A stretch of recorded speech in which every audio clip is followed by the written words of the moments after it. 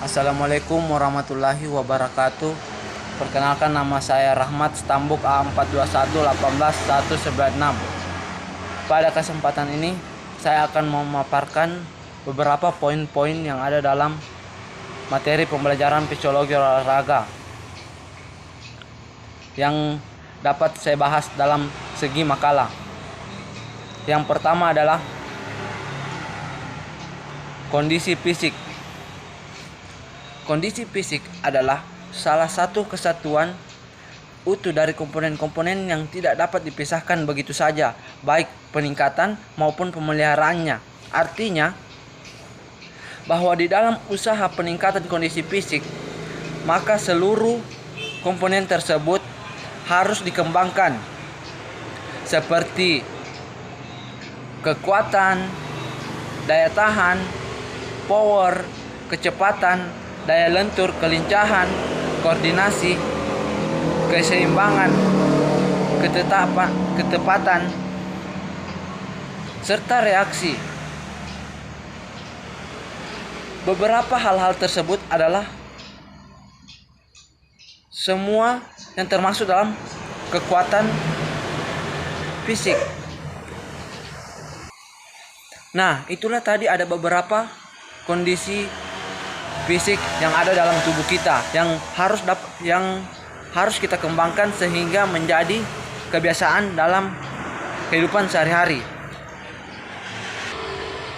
Kemudian yang kedua adalah pembinaan kesegaran jasmani. Pembinaan kesegaran jasmani adalah kemampuan tubuh seseorang untuk melakukan pekerjaan sehari-hari dalam jangka waktu yang relatif lama, tanpa menimbulkan kelelahan yang berlebihan. Dan ada pun beberapa menurut para ahli. Yang pertama, Musan Prawoto. Menurutnya, kesegaran jasmani adalah kemampuan seseorang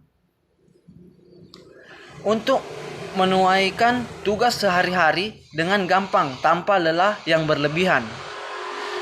Sedangkan menurut Joko Pekik Irianto, kesegaran jasmani merupakan kemampuan fisik seseorang untuk dapat melakukan kerja sehari-hari secara efisien tanpa menimbulkan kelelahan yang berlebihan, sehingga masih dapat menikmati waktu luangnya. Kemudian poin yang ketiga adalah metode latihan fisik. Metode latihan fisik menurut makalah yang sebut ada dua poin terdapat di dalamnya. Yang pertama, metode piramida. Piramida berhasil meningkatkan kekuatan otot tungkai karena memiliki pola kebebanan yang progresif. Beban yang dinaikkan dari set sebelumnya akan menguntungkan otot cepat beradaptasi dan memaksa otot untuk bekerja lebih kuat dari sebelumnya.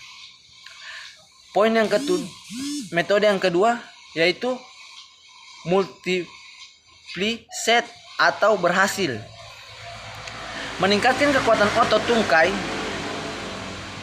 karena pola pembebanan yang stabil, otot dan repetisi yang banyak, sehingga otot bekerja semaksimal dan memicu hipertrofi.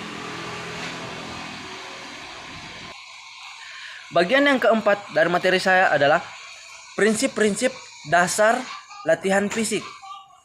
Prinsip-prinsip dasar latihan fisik adalah pelatihan suatu petunjuk dan peraturan yang sistematis dengan pemberian beban yang ditingkatkan secara progresif, yang harus ditaati dilaksanakan agar tercapai suatu tujuan. Baik mulai dari perencanaan, pelaksanaan sampai pada evaluasi, maka akan sulit mencapai hasil yang maksimal. Selain itu, hasil pelatihan juga ditentukan oleh beberapa faktor, antara lain prinsip aktif dan bersungguh-sungguh dalam mengikuti pelatihan setiap atlet. Yang kedua, prinsip pengembangan. Yang ketiga, prinsip spesialisasi. Yang keempat, prinsip individualisasi. Yang kelima, prinsip variasi. Yang keenam, prinsip menggunakan model proses pelatihan. Dan yang terakhir yaitu prinsip peningkatan beban atau progresif. Kemudian poin yang terakhir atau yang kelima dari saya adalah pelatihan fisik. Pelatihan fisik ini dibagi beberapa fase. Yang pertama, fase pemanasan, yaitu pemanasan dan peregangan harus dilakukan semua orang sebelum melakukan latihan fisik.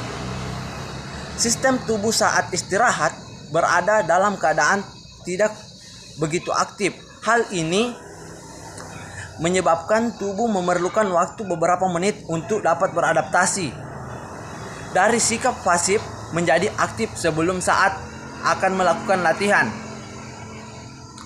Yang kedua adalah fase latihan. Pada fase latihan, organ tubuh seperti otot, jantung, dan paru-paru sudah siap untuk melakukan aktivitas fisik yang cukup, mulai dari ringan, sedang, sampai berat, yaitu mulai dari 65% sampai 85%. Fase yang terakhir adalah fase pendinginan. Pendinginan ini dilakukan setelah selesai melakukan gerakan latihan fisik. Tujuan dilakukan pendinginan adalah untuk menarik kembali darah secepatnya yang terkumpul di otot skeletal yang telah aktif sebelumnya ke peredaran darah sentral. Selain itu, pendinginan juga dapat membersihkan asam laktat yang terdapat dalam otot dan darah. Sekian mungkin dari saya. Lebih dan kurangnya mohon maaf. Jangan lupa subscribe channel saya. Rahmat.